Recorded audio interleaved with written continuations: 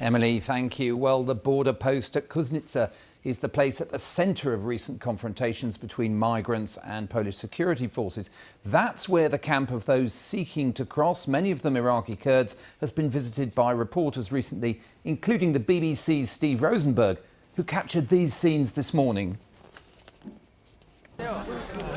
In their thousands, they streamed towards the border crossing that leads from Belarus to Poland.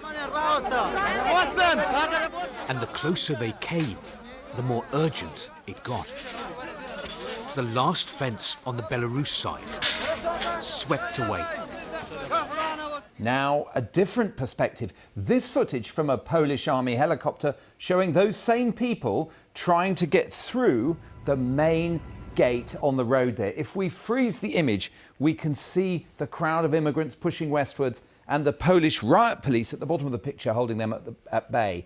If we look at that at ground level with the Polish troops and police here, behind the barbed wire, the image of Fortress Europe is marked.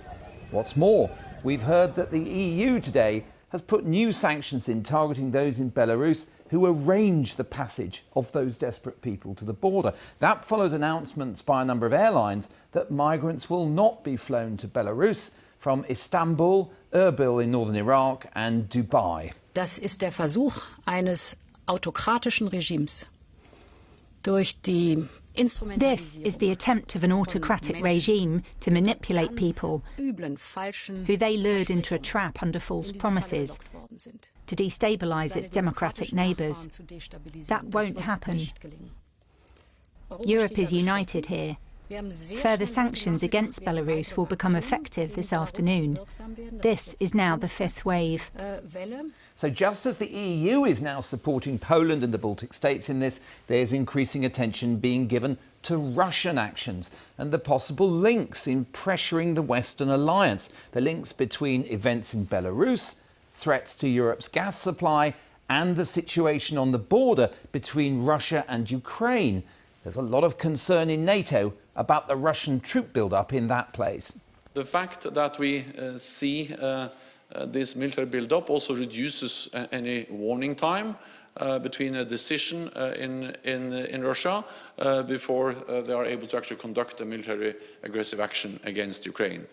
I don't want to speculate, but we need to be honest and we need to be clear-eyed about the potential capabilities or the capabilities that Russia has to conduct potential aggressive actions against Ukraine. So what do we know about that situation on the Ukraine border? The Russian army has intervened there before in support of separatists in Luhansk and Donetsk, and it staged big manoeuvres on the border there back in the spring. Having left their equipment in place in field parks like this one in Crimea, troops have now returned via Crimea, Rostov and Voronezh, and large-scale exercises are now underway. The Russian media has carried reports about those drills, which have involved thousands of troops in this area. Now, this unofficial footage shows an armoured battalion group near Voronezh. And there's more interesting pictures from Crimea, where a trainload of tanks has been pictured, some equipped with protective shields on the top of their turrets against drone attack, Ukraine having recently started using Turkish-made unmanned aircraft. So what does all this amount to? A big force, up to 90,000, that could be kept on Ukraine's borders for weeks if the Kremlin thinks it necessary, and could enter that country with very little warning in support of Russian-speaking separatists there. While many analysts are still sceptical that Vladimir Putin wants conflict on that scale, he can apply pressure on Western countries not to involve themselves more deeply in supporting the Ukrainian military. And his broader message from Ukraine to the Polish border or the gas supply is one of the need to engage with Russia to take its security needs into account and to a greater or lesser extent to accept the Kremlin's authority in what it sees as its backyard. Emily. Mark, thanks. Time then to get the perspective on the Polish government. And earlier I spoke to Poland's Deputy Foreign Minister, Marcin Przydacz, and I asked him how many people he believed were now amassed on that border. Well, it's very hard to predict since there are more, every day there are more migrants coming to Minsk and then they are transported by the Belarusian government to the border. The assumption is that there are around dozens of thousands of people in Belarus trying to cross illegally the border. Because, as you know, this is not a regular migration crisis. This is an artificial migration crisis, very well prepared, orchestrated by the government of Belarus. How dangerous is it currently? Do you think that migrants are being encouraged now to storm the fence across the border?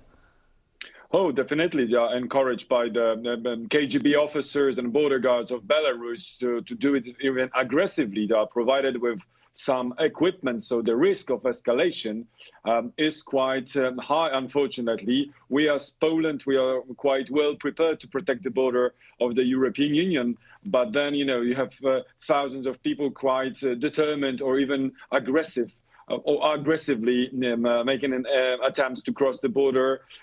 So it is very dangerous down there. The aggression perhaps comes from both sides. President Putin has accused Polish forces of beating migrants, of firing rounds above their heads, flashing lights and sirens in their eyes and ears, said it doesn't tie in with the ideas of humanity espoused by the ideals of their Western neighbour. What's your response to him?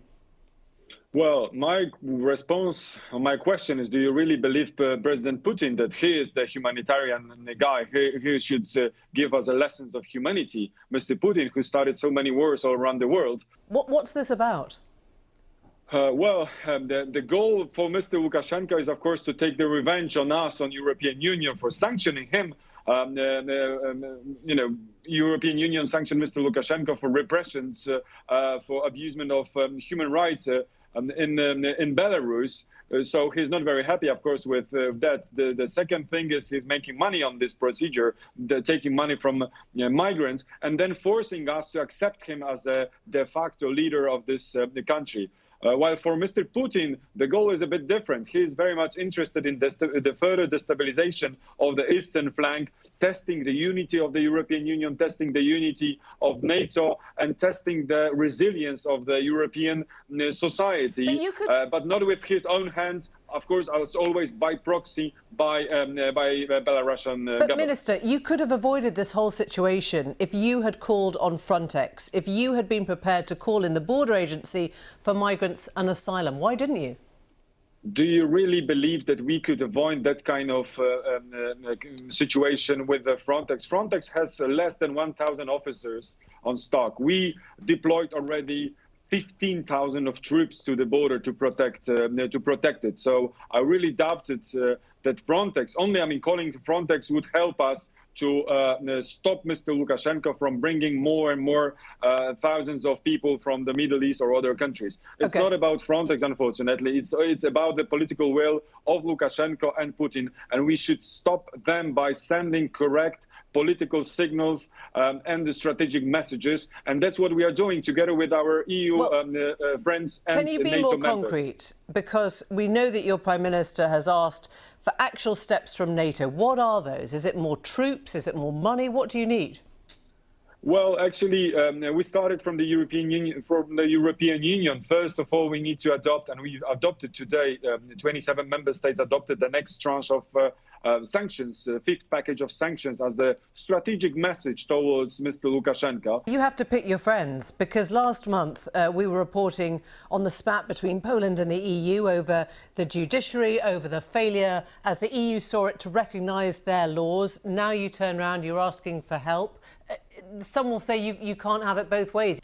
Well, we are not asking for help. We are the member of the European Union. We are the member of NATO, and we are defending the European Union border. We are all in Schengen zone all around Europe. So Polish border is also the border of Germany, of France, Spain, etc. So it's I think it's in our good interest of all of us. To have this border quite protected. You know, the dispute over the judiciary in Poland, or this is I call it a quarrel in a family. We are the loyal member of the EU, of course, sometimes discussing several things as it is in the organization, international organization. On some things we agree on, others are disputed. But this is the matter of security of Europe and the matter of security of European Union. That's why we are together, all together, 27 member states speaking in one voice. Marcin Przydacz, thank you very much. Thank you.